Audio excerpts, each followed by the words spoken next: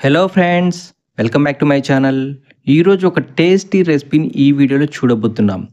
ధాబా స్టైల్‌లో బెండకాయ మసాలా కర్రీ. రెగ్యులర్‌గా బెండకాయతోటి బెండకాయ కర్రీ, బెండకాయ ఫ్రై చేస్తూ ఉంటాం. అలా కాకుండా చాలా సింపుల్‌గా, ఈజీగా బెండకాయ మసాలా కర్రీని ఎలా చేసుకోవాలో ఇప్పుడు ఈ వీడియోలో తెలుసుకుందాం.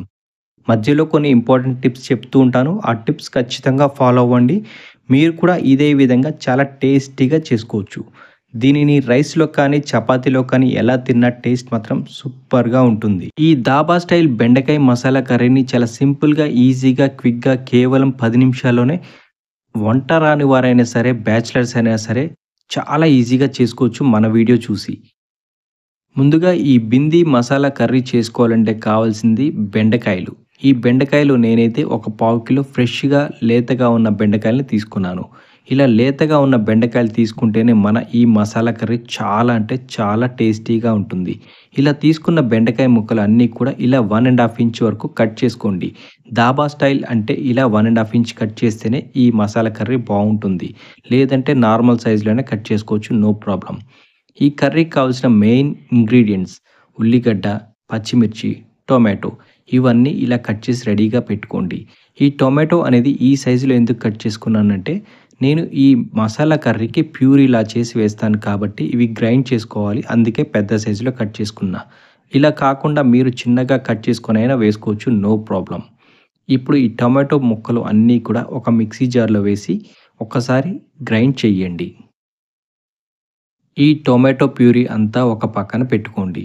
ఇప్పుడు స్టవ్ పైన ఒక పాన్ పెట్టుకొని కొంచెం హీట్ అయిన తర్వాత ఒక 2 టేబుల్ స్పూన్ ఆయిల్ వేసుకోండి.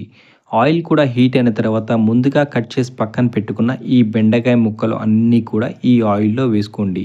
ఇలా వేసుకున్న తర్వాత స్టవ్‌ని మాత్రం ఖచ్చితంగా హై ఫ్లేమ్‌లోనే ఉంచండి. ఎందుకంటే హై ఫ్లేమ్‌లో పెట్టి వేయించామంటే ఈ బెండకాయ ముక్కలకున్న జిగురు అంతా కూడా పోతుంది.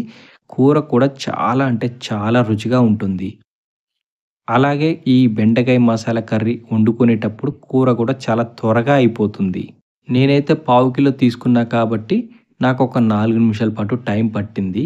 ఇలా ఈ బెండకాయ ముక్కలన్నీ కూడా ఇలా కలర్ చేంజ్ అయిపోతాయి.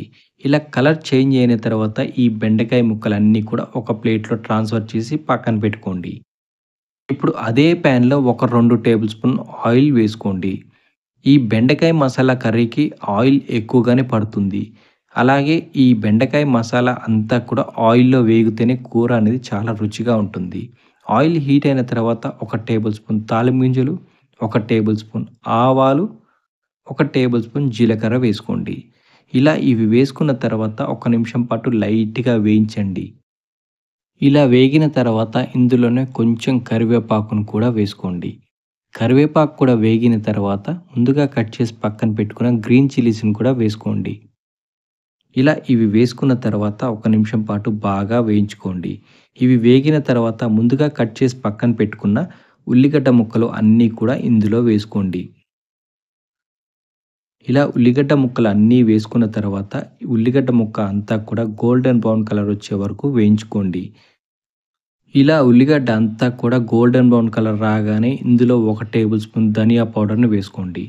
అలాగే ఒక టేబుల్ స్పూన్ గరం మసాలాని వేసుకోండి. ఒక టేబుల్ స్పూన్ ఉప్పును కూడా వేసుకోండి. అలాగే ఒక టేబుల్ స్పూన్ కారాన్ని కూడా వేసుకోండి. కారం అనేది మీ రుచికి తగ్గట్టుగా అడ్జస్ట్ చేసి వేసుకోండి. అలాగే ఒక హాఫ్ టేబుల్ స్పూన్ పసుపును కూడా వేసుకోండి. కారం, ఉప్పు అనేది మీ రుచికి తగ్గట్టుగా అడ్జస్ట్ చేసి వేసుకోండి. ఇది వేసుకున్న తర్వాత ఇందులోనే ఒక table spoon fresh ginger garlic పేస్ట్‌ని వేసుకోండి. ఈ మసాలాలన్నీ ఇలా వేసుకున్న తర్వాత పచ్చి వాసన పోయే వరకు బాగా వేయించుకోవాలి.